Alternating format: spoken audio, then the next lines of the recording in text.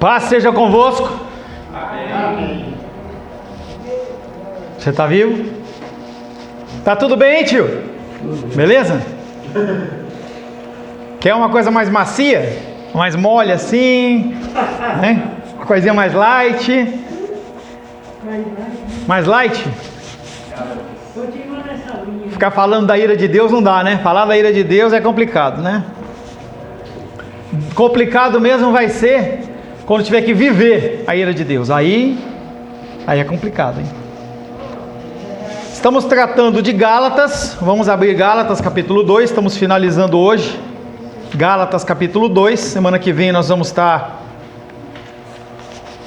começando Gálatas capítulo 3.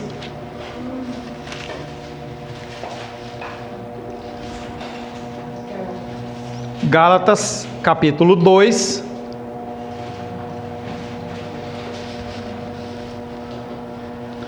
Nós vamos ler do verso 16 em diante. Gálatas 2, versos 15 em diante. Nós, judeus por natureza, e não pecadores dentre os gentios, sabendo contudo que o homem não é justificado por obras da lei, e sim mediante a fé em Cristo Jesus. Também temos crido em Cristo Jesus para que fôssemos justificados pela fé em Cristo, e não por obras da lei, pois por obras da lei ninguém será justificado. Mas se procurando ser justificados em Cristo, fomos nós mesmos também achados pecadores, dar-se-á o caso de ser Cristo ministro do pecado? Certo que não, porque se tornam a edificar aquilo que destruí, a mim mesmo me constituo transgressor, porque eu, mediante a própria lei, morri para a lei, a fim de viver para Deus. Estou crucificado com Cristo, logo, já não sou eu quem vive, mas Cristo vive em mim. E esse viver que agora tenho na carne, vivo pela fé no Filho de Deus, que me amou, e a si mesmo se entregou por mim. Não anulo a graça de Deus, pois se a justiça é mediante a lei, segue-se que morreu Cristo em vão. Senhor, em nome de Jesus, iniciamos mais uma vez o estudo de Gálatas, capítulo 2. Pedimos que o Senhor continue nos orientando, continue nos dando a direção. Que o Senhor fale conosco, Pai. Que o Senhor nos revele, Pai, as pérolas da Tua palavra, para que nós possamos ser encontrados como bons despenseiros dos Teus ensinamentos. Em nome de Jesus, amém. Semana passada nós começamos a falar sobre a importância, na retrasada, nós falamos da justificação pela fé, pelas obras, em que os judeus assim o entendiam, em que eles queriam praticar boas obras e achavam que isso era o suficiente para eles serem justificados. E nós mostramos que isso está errado. Não há como nós sermos justificados pelas obras da lei. Falamos que esta lei é a soma total dos mandamentos. Ou é tudo ou é nada. Você não pode dizer que eu sou bom pela metade, eu sou bom 95%, está melhor, está satisfeito. Não está. O padrão não é o ser humano, o padrão não é o meu irmão do lado, a minha irmã do lado, mas o padrão é Jesus Cristo. A única maneira de ser justificado, segundo eles, é o trabalho duro. Então eu vou fazer evangelismo, eu vou fazer discipulado, eu vou estudar, eu vou ler, eu vou orar, eu vou fazer. E aí Deus olha para mim e fala assim: agora eu posso ver que o fulano, a fulana, ele está acima da média, então ele merece. A minha filha fez uma prova de concurso esse sábado, em que a medição é quem tirou a melhor nota é aprovado, quem tirou a menor nota é reprovado. E o padrão é o quê? Uns com os outros. Se a melhor nota foi 7, mesmo não ser uma nota tão alta, é aprovado. Dá uma encostadinha na porta para mim, por favor. E aí a gente tem que entender que o padrão não é o homem, mas é Cristo. É o princípio fundamental de cada sistema religioso. o princípio fundamental de cada sistema religioso e moral do mundo é a justificação pelas minhas obras, pelo meu agir, pelo meu proceder. Quanto mais cultos eu frequento, mais santo eu fico. E aí você começa a fazer essa somatória e você mesmo define se isso é bom ou se é ruim. E aí você vai 5 dias na semana no culto. Um dia você vê que o irmão faltou, está em pecado. Eu estou mais santo que ele. Nenhum sistema abre mão disso, exceto o cristianismo verdadeiro. Nunca alguém foi justificado pelas obras da lei, porque ninguém conseguiu obedecer à lei de maneira perfeita, exceto Jesus Cristo. Se a gente pegar de Adão até o último homem, nenhum conseguiu cumprir a lei, apenas Jesus Cristo. Ele foi o único que assim o conseguiu. Mesmo que você consiga cumprir todas as demandas da lei, isso é impossível, nós ainda temos que analisar as motivações. As motivações derrubam toda boa obra que você venha fazer. Porque às vezes você faz uma boa obra com alguém, com o objetivo do quê? Dessa pessoa te privilegiar lá na frente. A gente vê bastante isso em filme. A pessoa comete um ato bom, aí ela fala: você está me devendo, hein? Quando for lá na frente eu cobro. Aí a pessoa chega para ela e fala assim: olha, eu estou com uma dificuldade, não posso fazer. Você está me devendo. Lembra que eu fiz naquele dia, naquela hora, tinha até um sabiá cantando assim, entendeu? E estava chovendo, e aí passou aquele carro lá, vermelho. Pois é, naquele dia eu fiz algo por você, agora você vai ter que fazer por mim. As nossas motivações, elas derrubam as nossas boas obras.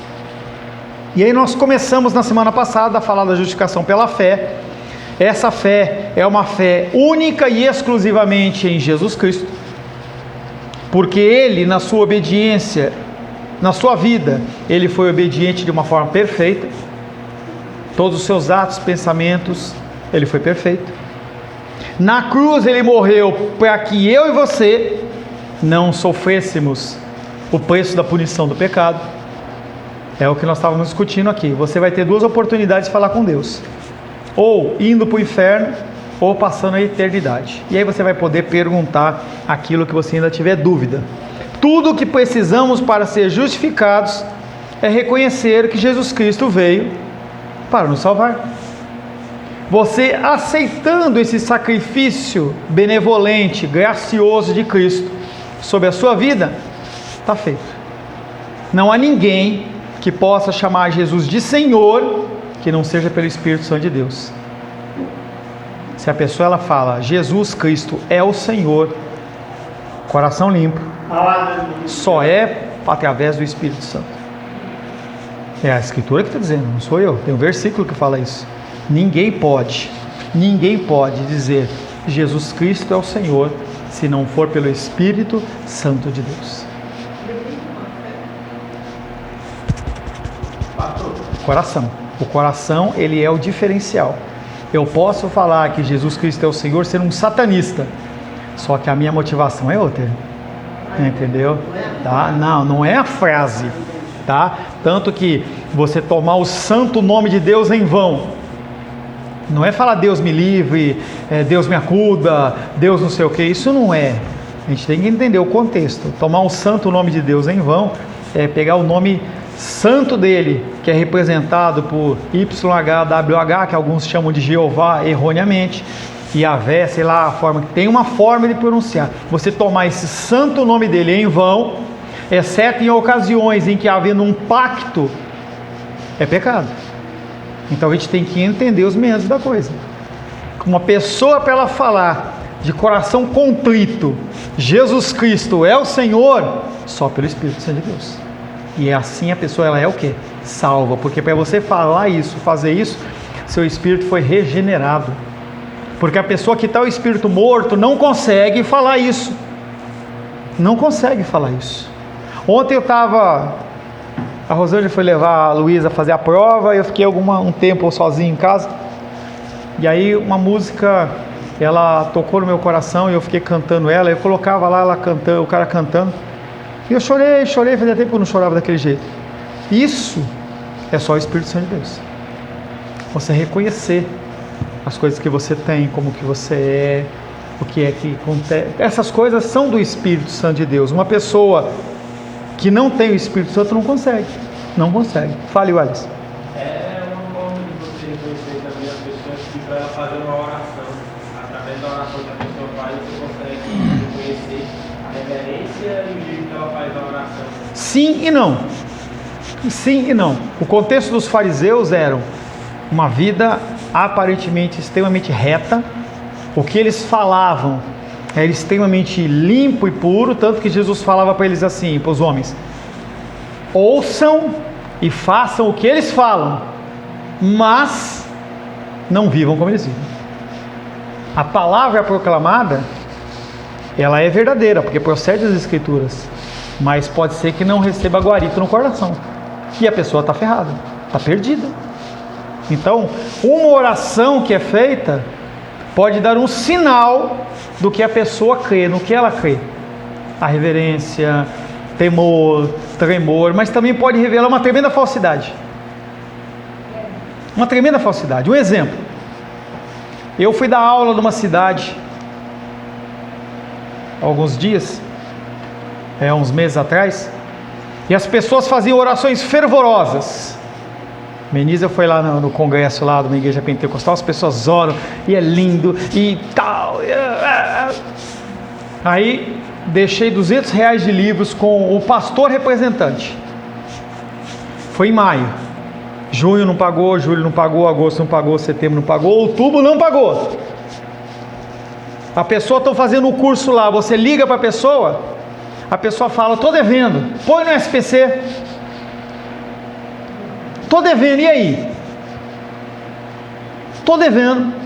Vai para o advogado, vai para a justiça. É o que eu estou falando para o Alice.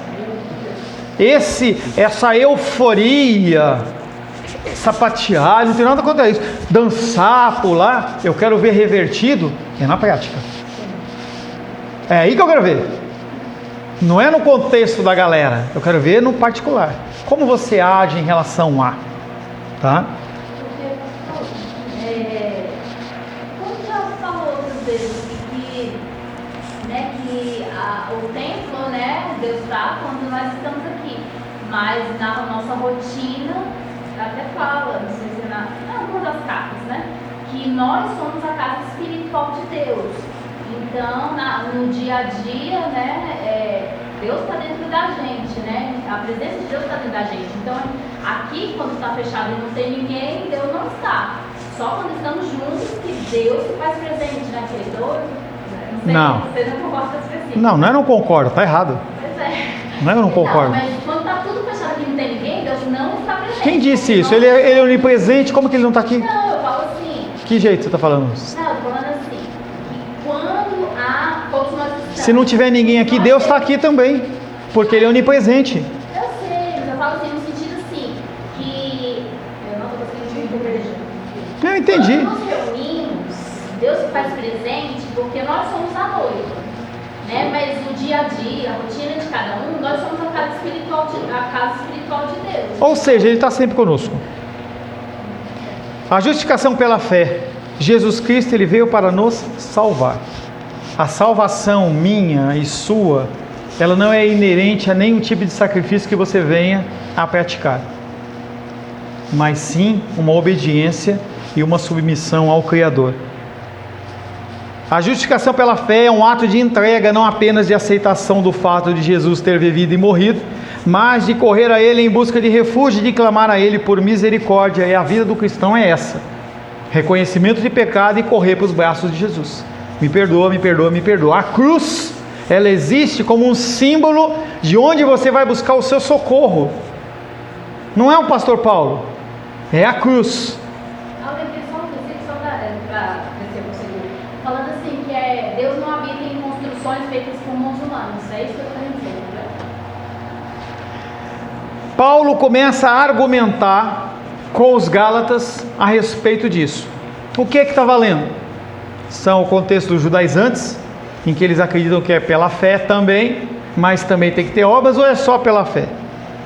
Mesmo sendo tão simples e direta, a exposição de Paulo foi posta em dúvida no seu tempo, e o continua sendo nos dias de hoje.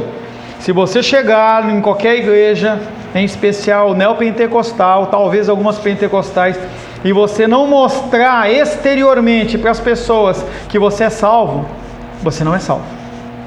Você não consegue exercer um cargo de liderança numa igreja pentecostal se você não falar em línguas, em que as pessoas elas vão olhar para você e falar, fala em línguas.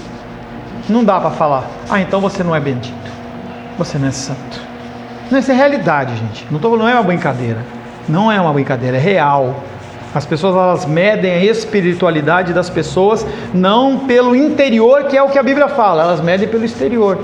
Por isso que o contexto judaico é extremamente abraçado pelas igrejas. Vamos colocar bandeira, vamos fazer o dia de não sei do que, e é o dia do perdão, e é o dia do judaísmo. Aí você come isso, come aquilo. Por quê? Porque eles querem algo exterior. É muito mais fácil eu vender uma capa espiritual para você do que fazer com que você mude interiormente.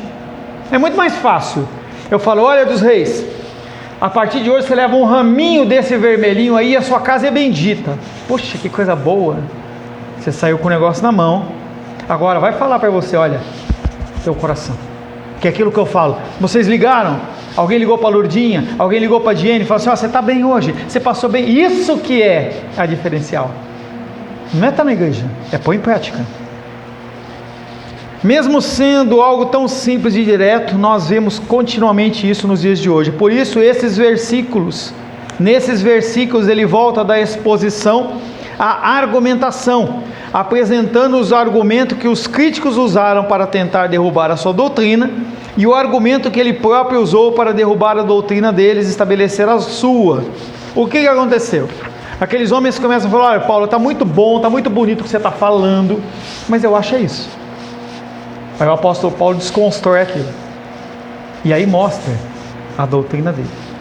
Lá embaixo a ministra falou assim, eu fui num encontro de mulheres, tal, é pentecostal, tal, sei pastor que você não acredita nesses profetas, tal. Eu falei assim, teve alguma exortação? Não, a palavra falava da promessa de Caleb. Você entende que sempre vai para tentar levantar a pessoa por uma coisa que não é o arrependimento? Não é mudança de comportamento, não é mudança de caráter, está falando das promessas de Deus e elas vão se cumprir. Mas nós vimos no primeiro período que não é certeza, porque o abençoar de Deus é segundo a medida que Ele quer dar. Eu amei Jacó e me aborreci de Esaú, é Ele que define. Então não adianta eu ficar pegando textos fora do contexto, querendo forçar uma situação, mas é isso que as pessoas gostam. É isso que as pessoas querem e gostam. Argumento dos críticos contra Paulo. Se procurando ser justificados em Cristo, fomos nós mesmos também achados pecadores, dar-se-á o caso de ser Cristo ministro do pecado? Que Deus é esse?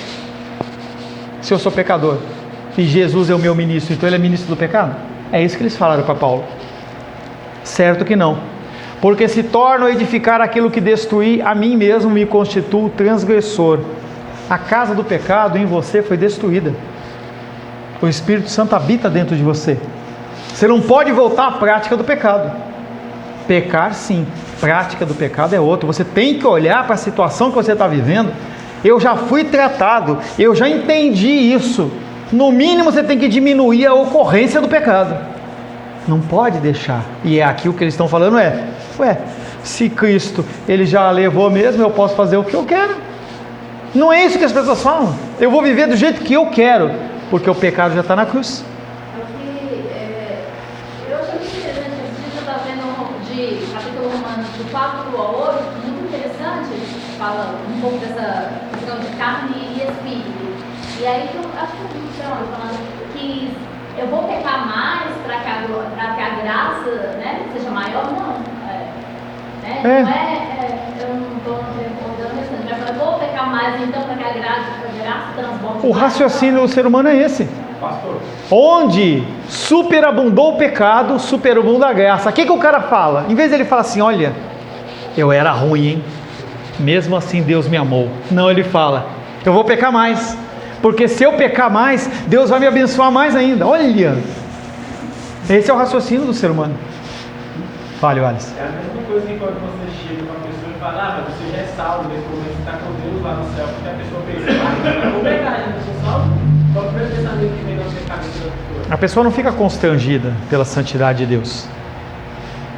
Ela acha que é uma liberalidade. Olha, você tem um saldo ilimitado, você gasta como você quiser. Opa, agora eu vou fazer o que eu quero. Eu vou dizer uma coisinha aqui sobre isso.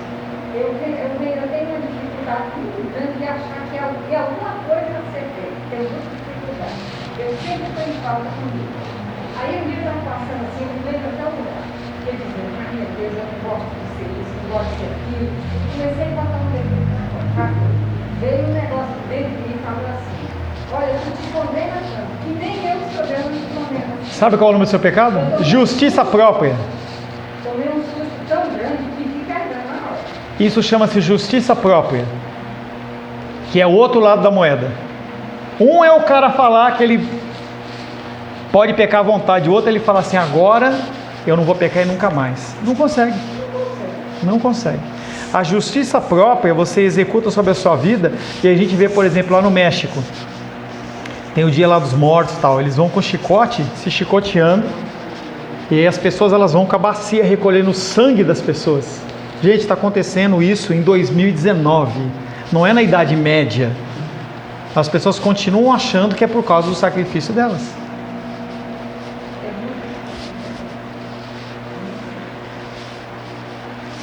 Porque se torno a edificar aquilo que destruí a mim mesmo e constituo transgressor. Esses versículos não são fáceis de interpretar e têm sido entendidos de diversas formas.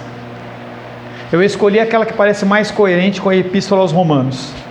Os críticos de Paulo argumentavam dessa maneira: a doutrina da justificação através da fé em Cristo somente, a parte das obras da lei, é uma doutrina altamente perigosa. Fatalmente enfraquece o senso da responsabilidade moral do homem. As pessoas entendem que se há o pecado pago, então não há mais necessidade da responsabilidade moral em relação ao pecado. Isso é uma mentira. As pessoas hoje continuam argumentando desta forma: se Deus justifica pessoas más, de que vale ser bom? Nesse caso não podemos viver à vontade, fazer o que bem nos aprouver? A resposta de Paulo é não, certamente que não. Verso 17, Gálatas 2. Ele nega especialmente a alegação anexa de que era culpado de tornar Cristo o autor dos pecados. Então o culpado nem sou eu, é Cristo. É Ele que está. Se eu estou pecando e Ele levou os meus pecados, quer dizer que o culpado é Ele. Depois Paulo prossegue refutando os argumentos dos seus críticos. Eles dizem que a justificação pela fé encoraja a perseverança do pecado, o que é ridículo. Eles entendem mal e grosseiramente o evangelho da justificação.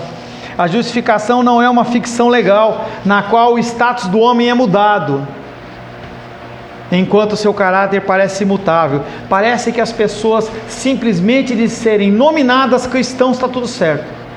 Não é assim. Mas as pessoas acham que sim.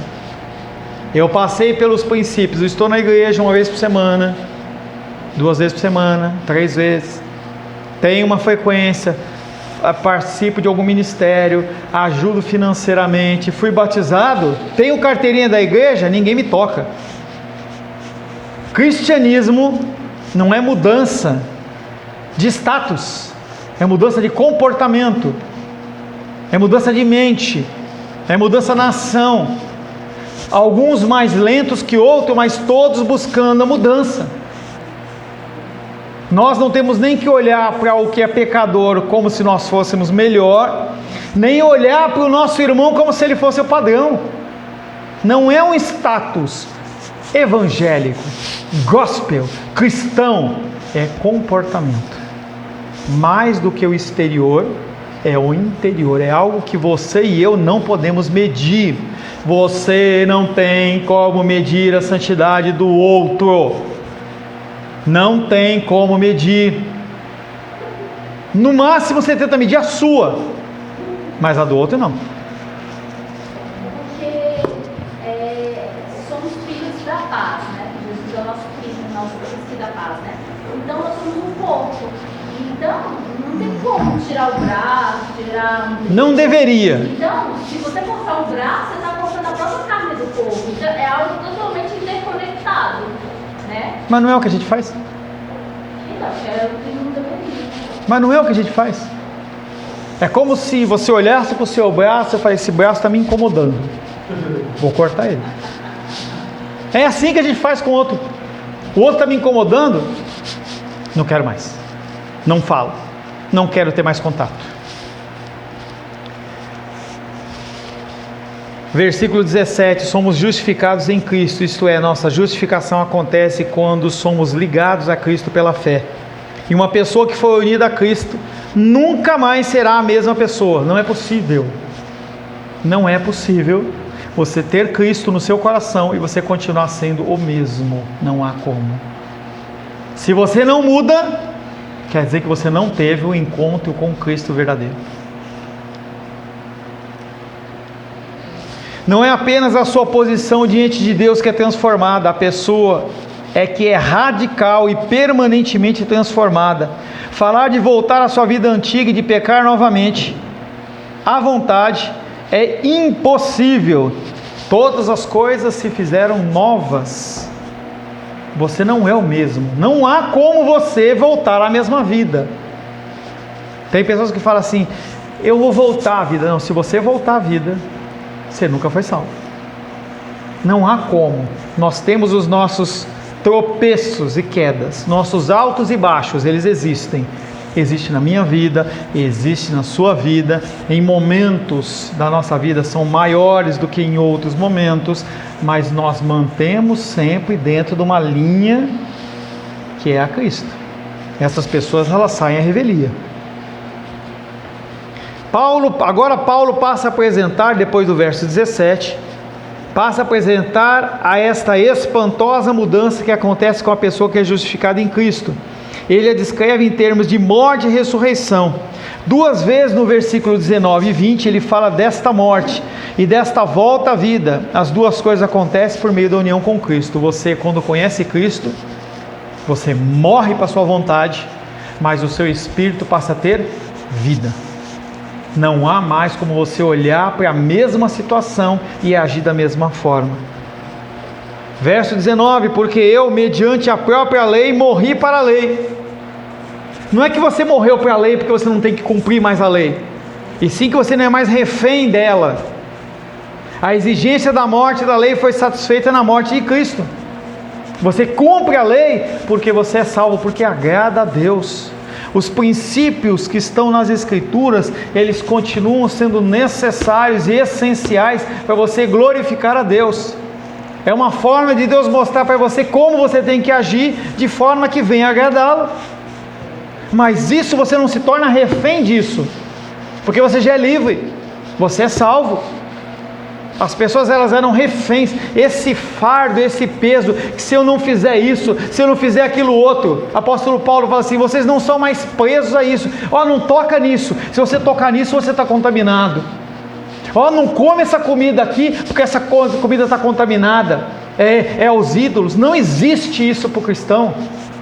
Se você está com fome e encontrar um frango na esquina lá, assadinho, o cara acabou de deixar, você pode ir lá comer, que não vai fazer nenhum mal para você, porque esse Deus não é Deus. É lógico que não é para você sair procurando casa de negócio de macumba para comer frango na rua, né? A pessoa fala: agora eu vou fazer. Não é isso. Mas se você precisar, você pode comer. Jesus Cristo, ele fala, claro, é claro que deve evitar. Deve evitar também porque você não tenta Deus. Você tem que evitar porque você pode trazer escândalo às pessoas que estão à sua volta, pessoas que são fracas na fé. Se você não está sedimentado na tua fé e acontece alguma coisa, você vai lá: pois é, eu vou lá, vou comer o frango. Aí pega aquela coxona e come. Aí você sai dali, você tropeça e rala o joelho. Você fala: e pronto, foi o bode, foi o bodão. A gente tem que tomar cuidado com isso.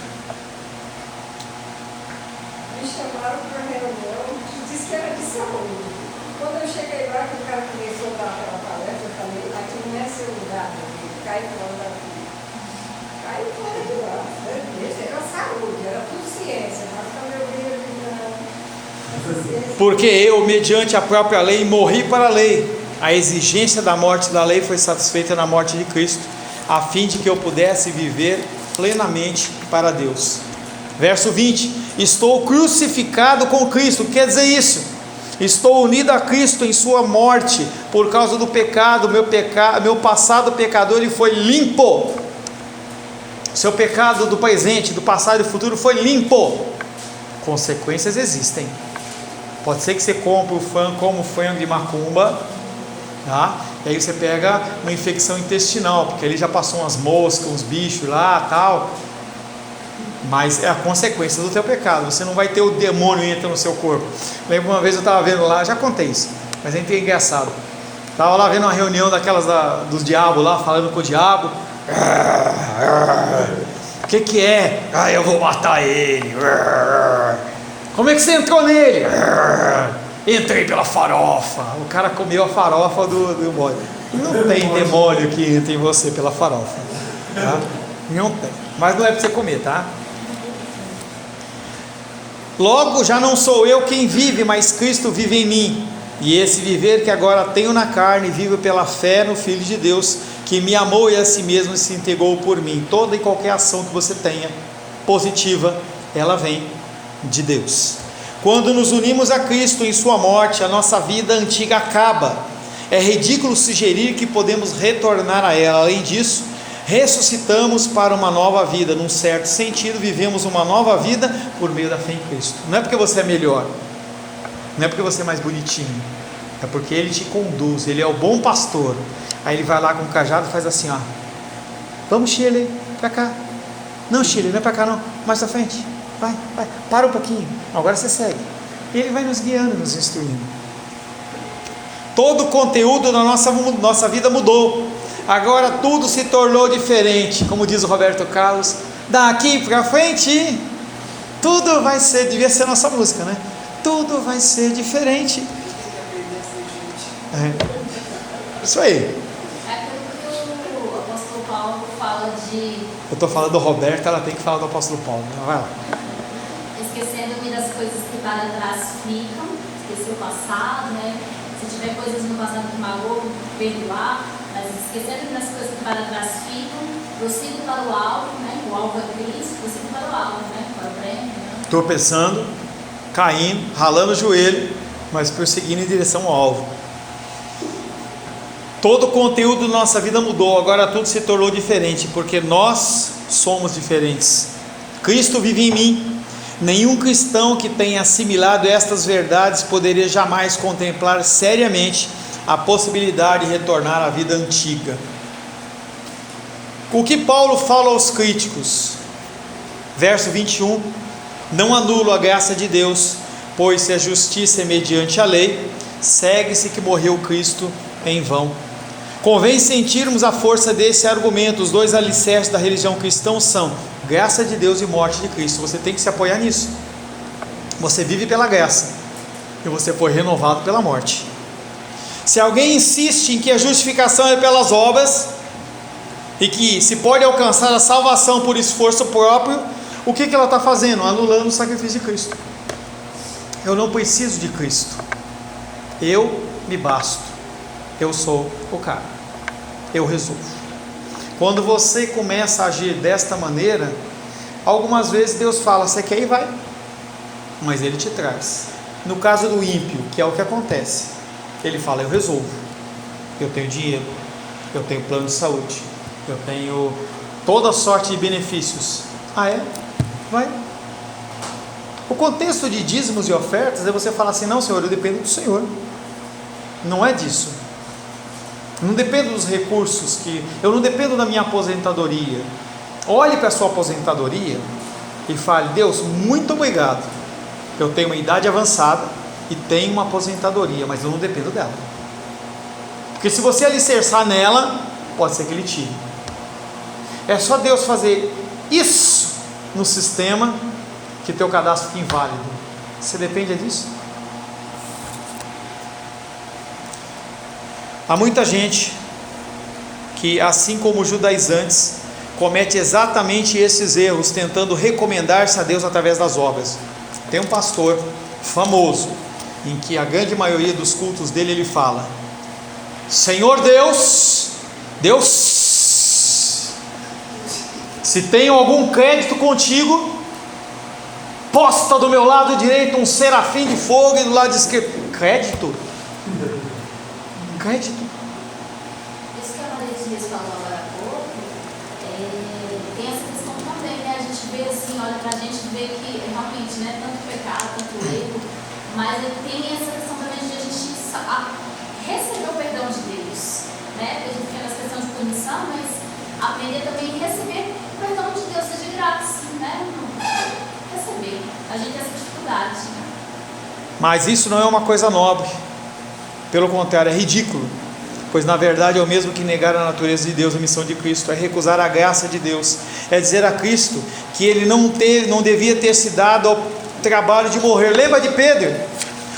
Senhor, o Senhor vai para lá para morrer? Vai não precisa. Toda a vida de Pedro é uma vida de uma pessoa que está querendo negar a ação de Cristo, e só não está no inferno por causa da graça de Deus, porque senão ele estava no lugar de Judas, ou estavam os dois, um do lado do outro. 4 verdades rápidas para encerrar. Primeira, é que a maior necessidade do homem é a justificação ou a aceitação de Deus. Você tem que ser aceito por Deus, e o caminho é a justificação. Segunda, a justificação não é por obras da lei. Não há nada que você possa fazer nessa terra que te torne digno de ter Deus. Não há, somente pela graça de Deus. Terceira, não confiar em Jesus Cristo. A terceira verdade é que não confiar em Jesus Cristo por causa da confiança em si mesmo é um insulto à graça e à cruz de Cristo. Não confie no homem, não confie nas coisas que estão à sua volta, não confie na tua sabedoria, no teu entendimento, na tua saúde, no dinheiro da tua poupança, na sua aposentadoria. Não confie em nada disso, no seu diploma. Não confie. Se você confia mais nessas coisas do que em Deus, você está insultando a Deus. E último, confiar em Jesus Cristo, sendo assim unido a Ele, é começar uma vida totalmente nova. Se nós estamos em Cristo, estamos mais do que justificados, descobrimos que já morremos e ressuscitamos com Ele. Por isso, podemos dizer com Paulo: estou crucificado em Cristo. Logo, já não sou eu quem vivo, mas Cristo vive em mim. E esse viver que agora tenho na carne, vivo pela fé no Filho de Deus, que me amou e a si mesmo se entregou por mim. E não é porque você tem valor, mas sim porque Ele decidiu soberanamente te guardar e te livrar de todo mal. Amém, queridos? Senhor, em nome de Jesus, agradecemos a Ti pelo fim de Gálatas capítulo 2. Pedimos que nós possamos mais e mais entender, Pai querido, que tudo que nós temos, tudo que somos, provém de Ti. E por isso, Deus, nós glorificamos ao Teu nome. Graciosamente, Pai, Te louvamos pelos ensinos de Gálatas capítulo 2. Pedimos que o Senhor prepare o nosso coração, para que semana que vem, segundo a Tua vontade, segundo o cumprimento da Sua vontade, nós possamos iniciar o estudo de Gálatas capítulo 3. Que tudo que nós aprendemos aqui não fique apenas no campo, Pai, da mente, no campo, Pai, do exterior, mas que nós possamos aplicar dia após dia a Tua palavra, pela Tua graça, pelo Teu amor, em nome de Jesus. Amém. Graças a Deus.